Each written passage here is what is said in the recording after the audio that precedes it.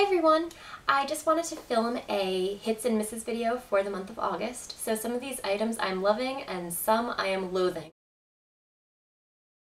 The first product that I'm loving is the Arcona Reozone 40, which is a tinted moisturizer and it is an SPF of 40. And it's completely natural because Arcona is an all-natural line. It's a tinted sunscreen and I love this because obviously we all need sun protection.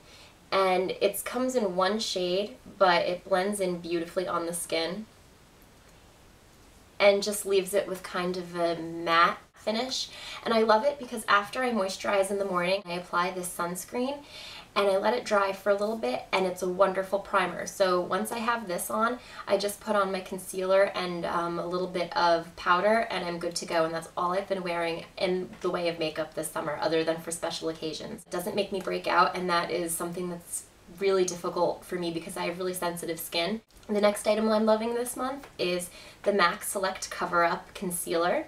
I wear NW20 and I just love this. It comes in a liquid form, so it's great for under the eyes because it doesn't get as cakey as one of the pot formulas would. It comes in a tube, it's really easy to squeeze out, and this has serious coverage. I can cover redness and blemishes and dark spots, and it works great under my eyes. But it blends out really, really nicely and qualifies for a back to MAC, and that's, you know, an added bonus, but it just really does a great job making me feel a lot better because I don't have the best skin. You know, I break out, I've got under eye circles because I never sleep, and this little guy really does the trick. The next item that I am loving is this Sonia Kashuk blending sponge, and I got it at Target and it was about $10, so it wasn't too expensive.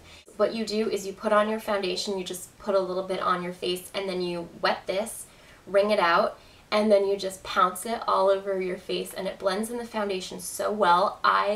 It looks seamless. I don't get cakey. It just makes it look like my skin is dewy and glowy and amazing. And like I said, I don't have the best skin, so for me to feel that way and have my makeup not be caked on or look caked on is amazing. Now the rest of the items that I have for my favorites this month are all eye products, and this is a perennial favorite of mine. It's Urban Decay's Naked Palette, and it just has a bunch of really great neutrals.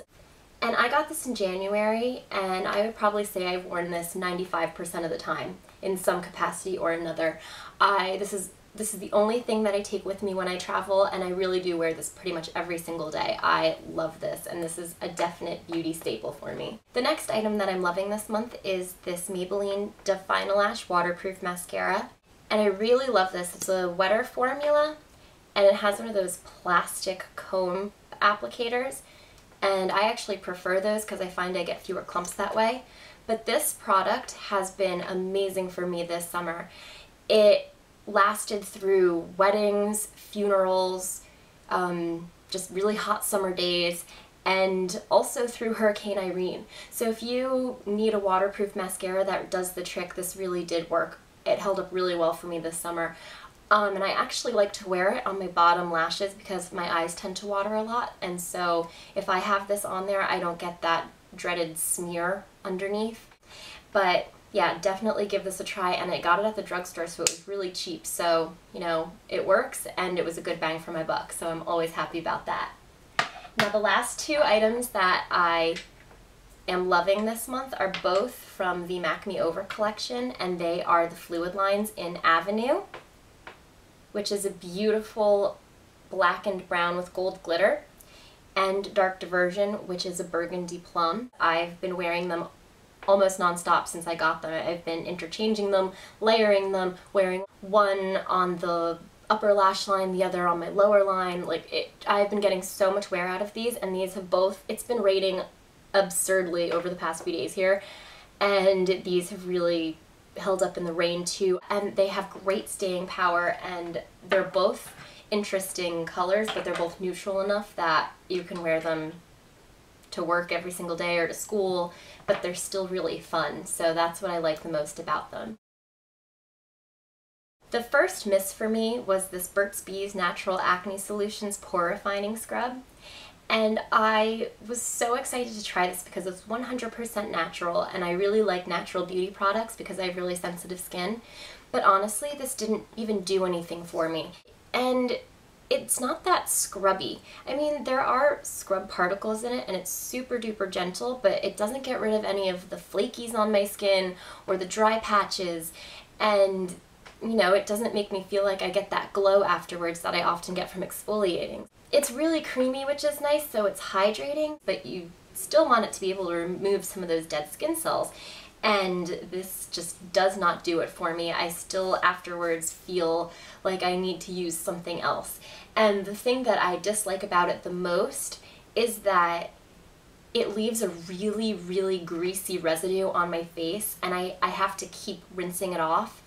And even after I rinse it off, I still don't feel like my face is clean. And that is a big letdown for me. So I cannot really recommend this Burt's Bees Pore Refining Scrub, which makes me sad because I love most of Burt's Bees products. Another miss for me this month was another skin product, and this is the e.l.f. Zit Zapper. And I got it at Target, and it was about $1. So, I mean, I can't complain too much that it isn't working for me because it's $1. I'll live.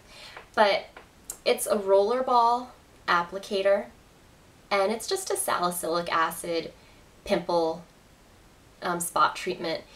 But for me, it just, I don't know, it didn't make me break out more, but it really didn't calm my breakouts at all. I didn't really notice the difference between using it and not using it, so I can't really say, I mean, it wasn't a terrible product, but it really didn't do anything for my skin. The next miss for me is something that I was so excited to try and so disappointed that it didn't work out, and it was the OPI Silver Shatter nail polish. And this is a top coat that you put on top of any color nail polish that you have underneath. And I love the shattered nail polish trend, but this just really didn't do it for me. It didn't shatter as much as I would have liked. More than anything, it just kind of split a little bit and it just looked sloppy. It didn't really look like defined big shatters, so it just looked like I had put my nail polish on in a hurry and had all these streaks. And I was also disappointed because it's a silver and I have a cool skin tone, so I thought that that would complement my skin tone well. Unfortunately, maybe I'm a little darker than usual and that's why I didn't really like it, but it just, I don't know, it really didn't do anything special for me. Now this might be really nice during the holiday season for a little bit of extra sparkle or just for a little more of a festive look. But for me, for every day, this really just didn't cut it. And the last item that I am really disappointed about this month is the MAC Greensmoke eyeshadow. And it is a luster formula, so that should have been a giveaway for me in the first place. It's a really pretty color in the pan. It's a smoky green, and I was so excited to try this, but I have to say, it is not worth it. The formula is really gritty and really glittery. It doesn't apply well. It applies patchily for me, actually, and the pigmentation is horrible. It's almost dry, it skips, it's just, even over a base, it's better, but it's not great. I've tried it over a white base and a black base, and the black base didn't really do anything but darken it. The white base made it pop a little more, but and made it a little more sticky so that this applied better. I just wasn't impressed at all. And I think that there are a lot of eyeshadows out there that are really similar in color to this that are so much better, maybe cheaper, but just that have better formulation and pigmentation and lasting power.